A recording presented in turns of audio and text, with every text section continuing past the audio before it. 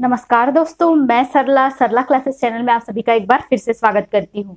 दोस्तों, आज मैंने ओटी टेक्नीशियन के जो कोर्स है उसको कंटिन्यू करने के लिए या फिर ओटी टेक्नीशियन को एजुकेट करने के लिए वीडियो बनाया है और मैं इसे कंटिन्यू भी रखूंगी ताकि आपको हर एक सब्जेक्ट के बारे में मिल जाए कि क्या जानकारी होती है। आपके सिलेबस में दिया गया है हॉस्पिटल अवेयरनेस। ठीक है, सबसे पहले हम बात कर लेते हैं कि हॉस्पिटल अवेयरनेस क्या होता है। दोस्तों, हॉस्पिटल अवेयरनेस में आपको ध्यान देना होता है कि जो भी पेशेंट है वो अपने बीमारी के बारे में कितने अवेयर हैं, साथ ही बीमारी से रिलेटेड जब वो हॉस्पिटल में स्टे कर रहा है उसको कौन कौन सी परेशानियां हो सकती है, कौन कौन सी चीजें लानी है, साथ ही उसका डायग्नोसिस और बहुत सारी ऐसी चीजें हैं जिसके बारे में पेशेंट को अवेयर होना चाहिए। लेकिन जो डेवलपिंग कंट्रीज है जैसे कि इंडिया है और कोई और जो देश आते हैं, डेवलप्ड कंट्रीज की बात नहीं कर रही हूं मैं डेवलपिंग कंट्रीज की बात कर रही हूं, जिसमें कि जो पेशेंट को हॉस्पिटल एरिया में अवेयर बिल्कुल भी नहीं किया जाता है और उसकी वजह से उन्हें बहुत सारी परेशानियों का सामना करना पड़ता है। उन्हें यह भी नहीं पता होता है कि हमारा डायग्नोसिस क्या है। तो दोस्तों, हॉस्पिटल अवेयरनेस में हम उन्हीं सभी चीजों के बारे में जानेंगे कि एक पेशेंट को हॉस्पिटल में कौन कौन सी चीजों के लिए अवेयर होना चाहिए ताकि वो अपना पेशेंट केयर अच्छे से कर सके, दूसरों को अपनी बीमारी के बारे में बता सके और साथ ही अगर कोई और दूसरा उस बीमारी से अफेक्टेड है तो उस कंडीशन को भी वो एक्सप्लेन कर सके कि मैंने ये चीजें हॉस्पिटल में की है या ये कंडीशन या ये केयर मुझे प्रोवाइड किया गया है जिससे कि आप भी ठीक हो सकते हैं, या फिर ये तरीका आप अभी से अपनाना चालू कर दीजिए और आप एक बार हॉस्पिटल में दिखाकर आ जाइए। दोस्तों, एक पेशेंट का जो केयर होता है ओवरऑल हम कंप्रहेंसिव केयर प्रोवाइड करते हैं अगर पेशेंट को, तो उसमें आपको हॉस्पिटल अवेयरनेस देना भी बहुत ज्यादा इंपॉर्टेंट होता है। दोस्तों, अब बात करते हैं हॉस्पिटल अवेयरनेस में, चाहे आप एक नर्स हो, एक डॉक्टर हो, एक ओटी टेक्नीशियन हो, साथ ही कोई भी अगर आप हेल्थ वर्कर में आते हैं, चाहे वो एनएम, आया, मितानिन कोई भी हो, अगर उसको एक पेशेंट के बारे में पूछा जा रहा है तो उसको जानकारी होनी चाहिए और पेशेंट का जब भी कोई चीजें पूछता है तो उसको फुली एक्सप्लेन आपको करना चाहिए ताकि वो बिल्कुल भी कंफ्यूज ना रहे अपने डिसीज कंडीशन के बारे में और साथ ही अपनी जो अभी की कंडीशन है उसके बारे में, चाहे ऑपरेशन से पहले था या ऑपरेशन के बाद था। चलिए दोस्तों, और कौन कौन सी चीजें हैं उसके बारे में मैं आप लोगों को बताती हूँ कि हमें हॉस्पिटल में पेशेंट को कौन कौन सी चीजों के बारे में अवेयर करना चाहिए। सबसे पहले है कि पेशेंट को राइट है, ठीक है, वो उसका अधिकार है और आपको उसे बताना ही होगा। ये सभी जो चीजें हैं हॉस्पिटल अवेयरनेस के अंतर्गत में ही आती है। इसमें आपको बताना होगा या फिर पेशेंट का राइट होता है, ठीक है, कि क्या हो उसको प्राइवेसी और साथ ही कॉन्फिडेंशियलिटी दी जाए और जो उसका इंफॉर्मेशन है सिर्फ उसके पास ही रहे, किसी और को ना बताया जाए। कई बार जो डॉक्टर्स है कानाफूसी ज्यादा करते हैं या फिर मजाक उड़ाते हैं उसकी एक स्पेशल कंडीशन की, तो वैसा नहीं करना चाहिए, इसके बारे में कहा गया है। नेक्स्ट है to give feedback about treatment process. ठीक है, ट्रीटमेंट किसको करवाना है? पेशेंट को करवाना है। आपको स्पेशली अगर आपने कुछ ट्रीटमेंट प्रोवाइड किया है और आपको उसको फीडबैक प्रोवाइड करना होगा। अगर वो कुछ भी चीजें आपसे पूछता है कि अगर 4 बार वो मेडिसिन के बारे में पूछ रहा है तो आपको 4 बार बताना होगा कि आपको ओडी लेना है, बीडी लेना है या टीडीएस लेना है या सिर्फ इस स्पेसिफिक मेडिसिन को आपको कितने टाइम पर लेना है, या उसका जो ट्रीटमेंट प्रोसेस है, अभी आप सर्जरी के लिए जाएंगे, आपको इसके लिए तैयार किया जाएगा, ये सभी चीजें आपको स्पेशली एक्सप्लेन करनी होंगी। नेक्स्ट है to give complaints of treatment process. उसको ये भी अधिकार है कि वो अपने जो प्रोसेस है, ट्रीटमेंट प्रोसेस है, उसके बारे में कंप्लेंट भी दे सकता है और आपको उसको स्वीकार करना होगा और आपको उसमें चेंजेस लाना होगा। एक ओटी टेक्नीशियन के लिए ये बहुत ही ज्यादा जरूरी है, या असिस्टेंट के लिए बहुत ज्यादा जरूरी है, ओटी असिस्टेंट के लिए, क्योंकि जिस समय सर्जरी होती है उस समय पेशेंट बहुत ज्यादा फियर में होता है, एंजाइटी में होता है।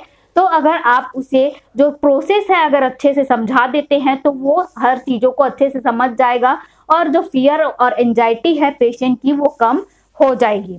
नेक्स्ट है आपका कि to know the doctor's name. ठीक है, कई बार पेशेंट को पता ही नहीं होता है कि मेरी सर्जरी किसने की है या कौन से डॉक्टर ने किया है। ठीक है, तो उसको ये भी राइट है कि वो डॉक्टर का नेम उसको बताया जाए और साथ ही डॉक्टर की क्वालिफिकेशन क्या है वो भी उसको पता होनी चाहिए अगर पेशेंट पूछता है, ठीक है। और अगर नहीं भी पूछता है तो आप भी ये भी बता सकते हैं कि आपको ये डॉक्टर जो है प्रोसीजर करने वाले हैं या फिर आपको ऑपरेशन करने वाले हैं। नेक्स्ट है to be inform deposit amount required, ठीक है। ये बहुत ज्यादा जरूरी चीज है, ठीक है, क्योंकि अमाउंट जिस समय आप उसे बुला रहे हैं आप उनको स्पेशली एक्सप्लेन कर दीजिए। आप उनको बिल्कुल भी धोखे में ना रखें कि आपका डिपॉजिट अमाउंट कितना होगा जब आप ऑपरेशन करवाने के लिए जा रहे हैं या फिर आप हॉस्पिटल में रुक रहे हैं तो आपको कितना अमाउंट डिपॉजिट करना होगा, क्योंकि अमाउंट जो है हर किसी के पास अवेलेबल नहीं होता है, वो कुछ दिन बाद आपके पास आ जाएगा, उस समय पेशेंट को तकलीफ नहीं होनी चाहिए।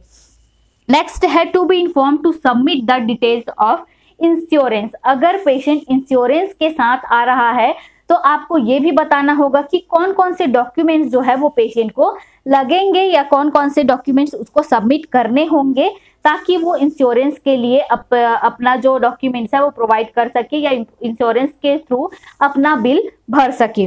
नेक्स्ट है to know approx length of stay, ठीक है। जिस समय पेशेंट आता है हम उनको कहते हैं कि आप एडमिट हो जाइए, ठीक है। आपका ऑपरेशन होगा, वो सभी चीजें होंगी, आपका पहले एक लैब जो रिकॉर्ड है वो टेस्ट किया जाएगा या हिमेटोलॉजिकल टेस्ट किया जाएगा, लेकिन आप ये नहीं बताते हैं कि पेशेंट को इस हॉस्पिटल में कितने दिन रुकना होगा। तो आप स्पेशली एक्सप्लेन करें कि इन सभी जो प्रोसेस में है आपको 4 से 5 दिन या 2 से 3 दिन जो भी लेंथ है आप उसको स्पेशली एक्सप्लेन कर दे, ताकि वो इन्फॉर्म कर सके कि इतने से इतने दिन तक मैं यहाँ पर रहूंगा या फिर मुझे एडमिट रहना होगा। नेक्स्ट है ट्रीटमेंट कॉस्ट। ये जैसा कि मैंने बताया डिपॉजिट अमाउंट तो अलग ही हो गया, साथ ही अगर किसी भी चीज के लिए, छोटे से प्रोसीजर के लिए भी अगर वो आपके पास जा रहा है तो आपको उसका पूरा ट्रीटमेंट कॉस्ट आपको बता देना होगा, ठीक है। नेक्स्ट है इसमें हेल्थ कंडीशन। अभी की जो पेशेंट की हेल्थ कंडीशन है उसके बारे में भी पेशेंट को अवेयर होना चाहिए, जो कि आप हॉस्पिटल में उसको बताएंगे। नेक्स्ट है इसमें ट्रीटमेंट कॉम्प्लिकेशन। बहुत सारी ऐसी ट्रीटमेंट्स होती है जैसे मोतियाबिंद, जो छोटी मोटी सर्जरीज है उनमें कॉम्प्लिकेशन बने रहते हैं, चाहे 10 साल के बाद हो चाहे 1 दिन के बाद हो। तो आपको ट्रीटमेंट कॉम्प्लिकेशन के बारे में भी बता देना है और साथ ही ये भी बताना है कि अगर ये कॉम्प्लिकेशन की कंडीशन होती है तो आपको क्या करना है, या डायरेक्टली मेरे पास आइए या कुछ ऐसी जो चीजें आप बताएंगे या मेडिसिन ले ले या कुछ और कर ले, उसके बारे में भी आप जानकारी देंगे। नेक्स्ट है इन्फॉर्म प्लान ऑफ केयर, ठीक है। इन्फॉर्म करना है कि आपकी प्लानिंग क्या है पेशेंट को केयर प्रोवाइड करने के लिए।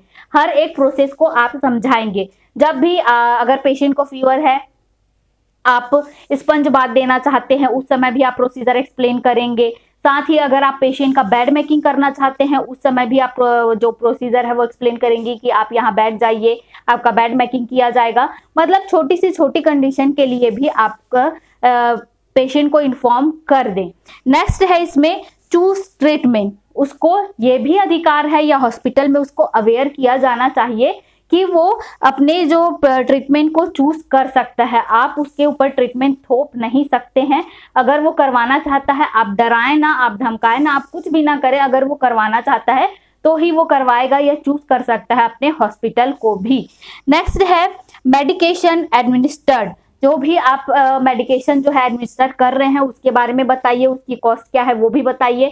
साथ ही उसका जो टाइमिंग है लेने का, जैसे मैंने पहले बताया ओडी, बीडी, टीडीएस, ये जो सभी कंडीशन है या फिर आप स्टेट प्रोवाइड कर रहे हैं उस कंडीशन को आप स्पेशली पेशेंट को इन्फॉर्म करेंगे और आपको हॉस्पिटल में इस सबको अवेयर करना होगा। नेक्स्ट है health care infection and it's prevention. कई बार क्या होता है, पेशेंट अगर हॉस्पिटल में ही रहता है तो हॉस्पिटल इन्फेक्शन या क्रॉस इन्फेक्शन की कंडीशन हो जाती है, जो कि उसको बाद में जाकर पता चलती है। तो आप जो है आप पहले से ही पेशेंट को एक्सप्लेन कर दिए रहें कि अगर आपको कुछ कंडीशन दिखाई देती है तो आपको क्या करना है, ठीक है। तो आप इस तरीके से और कैसे आप प्रिवेंट हो सकते हैं इसकी भी आप जानकारी दे देंगे। नेक्स्ट है डाइट काउंसलिंग।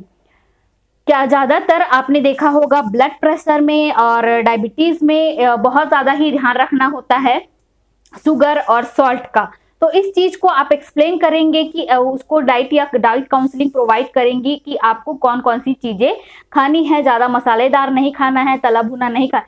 लिखा हुआ है आपके मैटर पे, हर एक चीज लिखा हुआ है, लेकिन फिर भी आपको एक्सप्लेन करना होगा कि आपका जो पेशेंट है उसे क्या क्या चीजें खानी है और कौन कौन सी चीजें नहीं खानी है। नेक्स्ट है be educate to prevent falls. अगर हॉस्पिटल में स्टे करता है पेशेंट, ठीक है, तो आप उसको ये भी बताएंगे कि आप कैसे प्रिवेंट हो सकते हैं कि आप बेड से गिरे ना। आप साइड रेल उठाकर बता दीजिए कि आप साइड रेल को इस तरीके से उठा सकते हैं, ठीक है, या फिर बीच में ही सोइए या फिर तकिया लगाकर सोइए। अगर पेशेंट को पहले से ही इस तरीके की प्रॉब्लम है कि वो नाइट में गिर जाता है, तो उस कंडीशन को भी आपको एक्सप्लेन करना होगा कि आप कैसे प्रिवेंट हो सकते हैं फॉल होने से, ठीक है।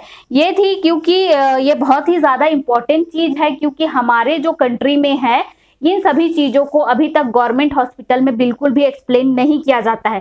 प्राइवेट हॉस्पिटल में कंसेंट फॉर्म भी भराया जाता है कि आप अगर जो भी कंडीशन देखने के लिए मिल रही है, हर चीज के लिए वहां पर कंसेंट अवेलेबल है, ठीक है। NABH जितने भी हॉस्पिटल है वहां पर कंसेंट प्रोवाइड किए जाते हैं, लेकिन जो नॉन NABH हॉस्पिटल है वहां पर ये कंसेंट बिल्कुल भी प्रोवाइड नहीं किए जाते हैं। तो हॉस्पिटल अवेयरनेस में आपको इन ही सभी चीजों के बारे में पेशेंट को एक्सप्लेन करना है और साथ ही उसके राइट्स क्या है उसके बारे में भी आपको बताना है। बहुत सारी ऐसी कंट्रीज में जो है, या फिर हमारी ही कंट्रीज में अगर मान लिया जाए 30 से 38% लोगों को अपने डिसीज या डायग्नोसिस के बारे में ही नहीं पता होता है कि हमें कौन सी बीमारी है। साथ ही अगर हमें घर पर जाकर हमें अपने आप को कैसे केयर प्रोवाइड करना है, ठीक है, और कितने दिन बाद हमें यहाँ पर हॉस्पिटल में आना है, ये तक भी उन्हें नहीं बताया जाता है, जो कि बहुत ही ज्यादा गंभीर स्थिति है। तो हॉस्पिटल अवेयरनेस में OT टेक्नीशियन, साथ ही नर्सेज, जितने भी मेडिकल स्टाफ आते हैं, उन सबको इसी के बारे में ध्यान रखने के लिए कहा गया है कि पेशेंट के राइट को आप फॉलो करें और उन्हें अपने राइट्स के बारे में भी बताएं और उन्हें अपने ट्रीटमेंट कंडीशन के बारे में भी एक्सप्लेन करें। ये थी दोस्तों पूरी जानकारी की हॉस्पिटल अवेयरनेस में कौन कौन सी चीजें आती है। अगर वीडियो अच्छा लगा लाइक और शेयर कर दें, चैनल पर पहली बार आए हैं सब्सक्राइब जरूर करें और बेल आइकन भी हिट करें ताकि मेडिकल, नर्सिंग और लेटेस्ट वैकेंसीज की वीडियो आपको सबसे पहले मिल सके। आज के लिए इतना ही दोस्तों, धन्यवाद।